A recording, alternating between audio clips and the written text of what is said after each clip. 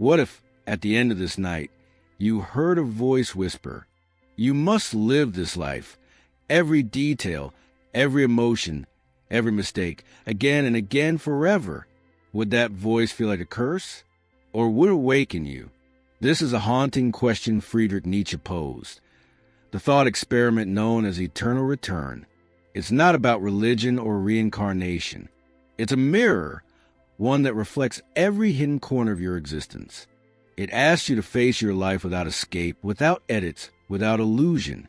If every action you took, every word you spoke, and every thought you entertained were to echo through eternity, would you still choose them? In this video, we explore how this dark philosophical idea can become a luminous guide for mastering your present moment. You will discover why Nietzsche's eternal return is not a curse, but an invitation to live deliberately. You'll learn how to transform the ordinary into the eternal, how to affirm your suffering, and how to shape a life so intentional that you gladly relive it forever. So ask yourself, are you living a life you choose again, or one you're silently trying to escape? If that question stings, good. Stay with it, because by the end of this video, you'll know how to turn that discomfort into power. And if you're drawn to uncovering the hidden forces shaping your mind and soul, subscribe to The Hidden Self and step with me into eternity. Imagine waking up tomorrow to find yourself trapped, not in a nightmare, but in repetition. The same morning light spills through your window, the same sounds, the same mistakes, the same scrolling, the same quiet regrets. Every moment, perfectly repeated, again and again, forever. This is Nietzsche's Eternal Return, his most radical and unsettling idea. He wanted to know, if you were forced to live the same life eternally, would you curse existence, or would you rejoice and say yes? The question sounds cruel, but it's meant to awaken, because most people live as if time is cheap, as if there will always be another day to fix what's broken, to speak what's unsaid, to chase what matters. But what if there isn't? What if this moment, right now, is all eternity ever gives you? Eternal return is not about metaphysics. It's about meaning. It's Nietzsche's way of stripping away excuses and illusions until only your truth remains. If this moment were eternal, would you want it to be? When we see life this way, something changes. The trivial becomes sacred. Every decision becomes a statement to eternity. This is who I am. In this light, even your suffering becomes significant because it too is part of the eternal loop. There's no escape from yourself, so you might as well create a self-worth meeting again. If life were an infinite film, looping endlessly, what kind of character would you play? Would you want to watch yourself on repeat? Tired, hesitant, bitter, or alive, passionate, and deliberate? Nietzsche believed that every choice we make is a brushstroke on the canvas of eternity. To master the present, we must live with fierce intentionality. Each thought, each action, each word echoes forever. When you truly grasp that, procrastination becomes insanity. Why delay meaning when delay itself will repeat for all time? This is immorality, it's artistry. Nietzsche invites us to stop asking what's right and start asking what's beautiful enough to repeat forever. Your life is your art, and your present moment, the colors in your hand. He challenges us to sculpt our eternal selves consciously. If you were to relive today for eternity, would you want this version of you, this mindset, this routine, this attitude, to be the one returning forever? The eternal return doesn't ask for perfection. It asks for authorship. It demands that we choose who we are, not once, but always. That's the weight and the glory of existence. So look at your day as a ritual, not a blur. Each action is a stroke on the masterpiece that is you. Shape it well, because eternity is watching. And eternity, Nietzsche reminds us, has a perfect memory. Here's the paradox of Nietzsche's philosophy. He calls us to love life so completely that we would embrace even its pain again and again forever. He named this attitude Amor Fati, love of fate, to love not just your pleasures, but your suffering, not just your triumphs, but your losses, to look at every heartbreak, every failure, and say, this too I would live again. For Nietzsche, this was the highest test of the human spirit, because anyone can love joy, but only the strong can love everything. The eternal return isn't about denying pain. It's about transforming it into meaning. It's about realizing that even your darkest nights are essential parts of your eternal story. Think of it like fire refining gold. Without suffering, your strength remains untested. Without loss, your love remains shallow.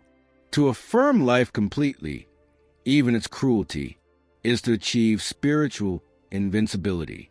When you love your fate, you stop fighting reality.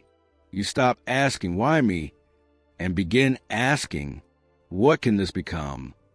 You turn pain into power, chaos into creation. That's the hidden alchemy Nietzsche offers. The art of saying yes to everything. To affirm suffering is not masochism. It's liberation. Because when you can say yes to every part of life, you are no longer its prisoner. You become its creator, its eternal artist. We live like slaves to time, chained between regrets of the past and anxieties for the future. But Nietzsche's Eternal Return smashes that illusion. It reveals the hidden truth. There is no before or after. There's only the eternal now. Every moment you've ever lived was once now. Every future you dream will only ever arrive as now. And if life repeats infinitely, then this very moment, the one you're in right now, is eternity. Modern life seduces us into waiting. We say, I'll start when I'm ready. I'll change when it feels right. I'll live when it's perfect. But Nietzsche asks, what if you never get another chance? What if waiting is the loop itself? To live consciously in the eternal now means reclaiming your power from time. You stop chasing moments and start inhabiting them.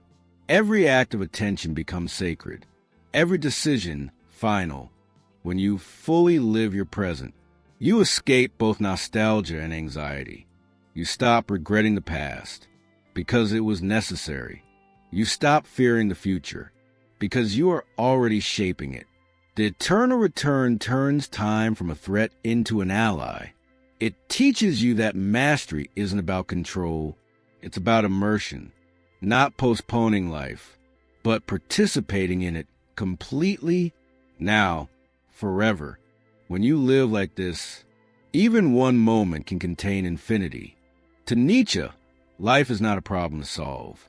It's a work of art to create.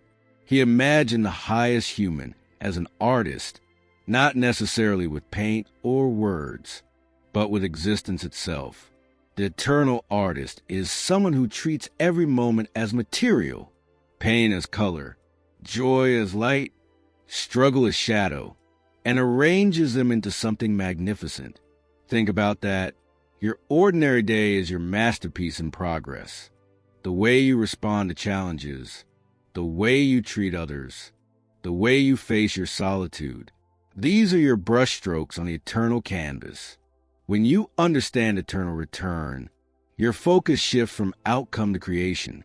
You stop chasing external validation and begin crafting internal excellence. You become more deliberate, more creative, more alive, because you know eternity will replay the scene forever. Nietzsche's vision of the Übermensch, the Overman, wasn't a superhuman being, but someone who takes authorship of their existence, someone who transforms chaos into order, fear into art, fate into beauty. So live like an artist. Compose your moments with care. Make your words poetry. Make your actions sculpture. Make your life a song that even eternity would want to hear again. Because in Nietzsche's eyes, To live beautifully, not perfectly, is to conquer time itself. Now, how do we live this philosophy? How do we bring Nietzsche's Eternal Return from abstract thought to daily transformation? Start with awareness. Before each choice, pause and ask, if I had to live this moment forever, will I still choose it? That single question rewires your life. It filters your actions through eternity's lens. Next, embrace your routines. Stop seeing them as meaningless repetition. See them as sacred practice.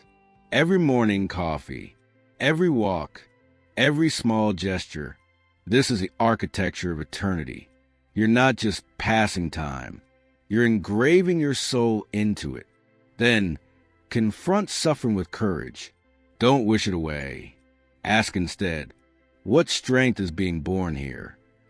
This is how pain becomes purpose, how despair transforms into creation. Finally, practice gratitude. Not soft gratitude for what's easy, but fierce gratitude for everything. To say yes to life as it is, unfiltered, is to achieve the ultimate freedom. You no longer need the world to change, because you've changed your relationship to it. When you live through Nietzsche's Eternal Return, you stop existing passively. You start living deliberately, sculpting each second into something worthy of forever. And maybe, just maybe, that's what eternity truly is. The eternal replay of a moment lived fully. So what have we learned? Nietzsche's Eternal Return isn't a theory about time. It's a mirror reflecting how you're living right now. It asks one brutal, beautiful question. If this moment repeated forever, would you rejoice or regret? If that thought fills you with fear, don't run from it. That fear is wisdom. It's pointing to what you've neglected. And if it fills you with peace, it means you're living consciously, crafting a life that deserves eternity. To master your present is to live so vividly that even repetition becomes sacred. Every emotion accepted, every choice deliberate, every moment alive. That's Nietzsche's dark gift, the art of turning your life into something you would willingly relive forever. So before you leave, ask yourself, if today returned again and again, would you say yes? If not, you have your answer. Change something. If yes, you've already begun. To master your present moment, thank you for watching. If this video awakened something in you, subscribe to The Hidden Self, where we explore the dark depths of psychology, philosophy, and meaning. Until next time, remember, don't just live once. Live well enough to live forever.